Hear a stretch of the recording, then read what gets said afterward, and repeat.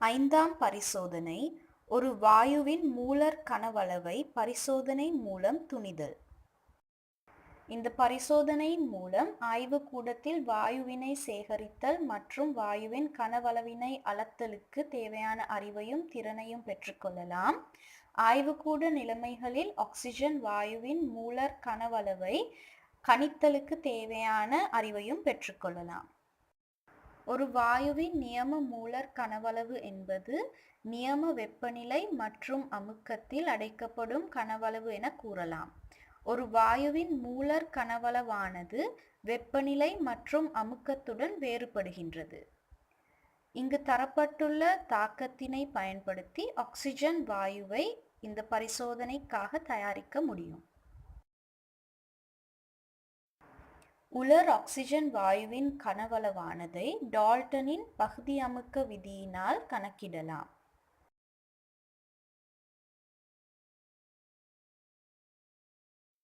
பின்பு நாம் இணைப்பு வாயு விதியினை பயன்படுத்தி நியம வெப்பநிலை மற்றும் அமுக்கத்தில் ஆக்சிஜன் வாயுவின் கனவளவை துணியலாம். அதன் பின்பு ஆக்சிஜன் வாயுவின் மூல்களை பயன்படுத்தி ஆக்சிஜன் வாயுவின் மூலர் கனவளவையும் நாம் துணியலாம்.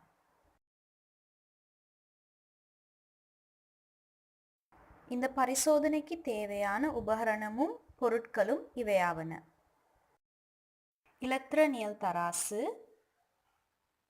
அளவு சாடி, முகவை, இடுக்கி, தாங்கி, தக்கையுடன் கொதிக்குழாய், போக்கு குழாய், ரப்பர் குழாய், பன்சன் சுடரடுப்பு, பாரமானி, வெப்பமானி, பஞ்சு, பொட்டாசியம் பெர்மாங்கனேட்.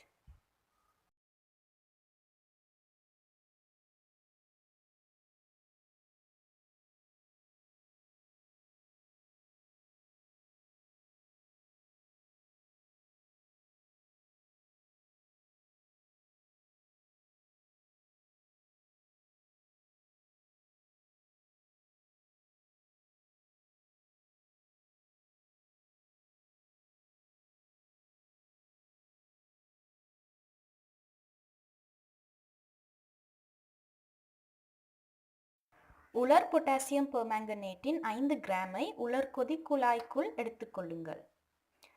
கொதிக்குழாயின் மேல் முனையை பருத்தி பஞ்சினை கொண்டு அடைத்துக் கொள்ளுங்கள். பொட்டாசியம் பெர்மாங்கனேட்டையும் பஞ்சையும் கொண்ட கொதிக்குழாயின் மொத்த திணிவை அளந்து கொள்ளுங்கள்.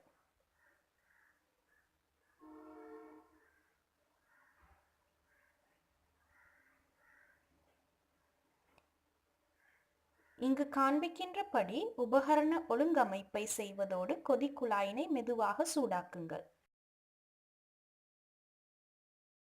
350 மில்லிலிட்டர் தொடங்கி 400 மில்லிலிட்டர் வரை நீரை ஆக்சிஜன் வாயு இடம்பெயர்க்கும் வரை தொடர்ந்து சூடாக்குங்கள். பின்னர் கொதிக்குழாயினை அறை வெப்பநிலைக்கு குளிர்வதற்கு இடம் கொடுங்கள். இரு கொள்கலங்களிலும் உள்ள நீர் மட்டங்கள் சமமாகின பின்பு அளவு சாடியின் கனவளவை அளங்கள்.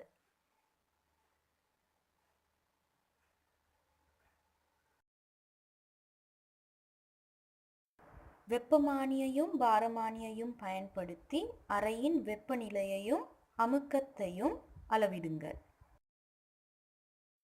கொதிக்குழாயினதும் அதன் உள்ளடக்கத்தினதும் நிறையை மறுபடியும் அளவிடுங்கள்.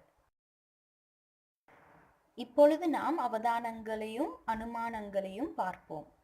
பொட்டாசியம் பெர்மாங்கனேட்டை வெப்பமாக்குவதின் மூலம் ஒரு நிறமற்ற வாயு அளவு சாடியில் சேகரிக்கப்பட்டது.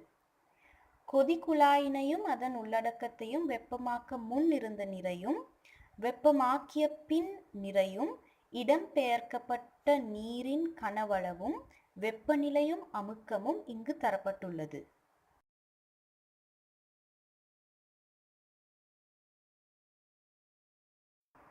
மொத்த அமுக்கத்தில் இருந்து நீரின் ஆவி அமுக்கத்தை கழிப்பதன் மூலம் உலர் ஆக்சிஜனின் அமுக்கத்தினை நாம் கண்டுபிடிக்கலாம். இங்கு தரப்பட்டுள்ள அட்டவணையை பயன்படுத்தி நீரின் ஆவி அமுக்கத்தை நாம் கண்டறியலாம்.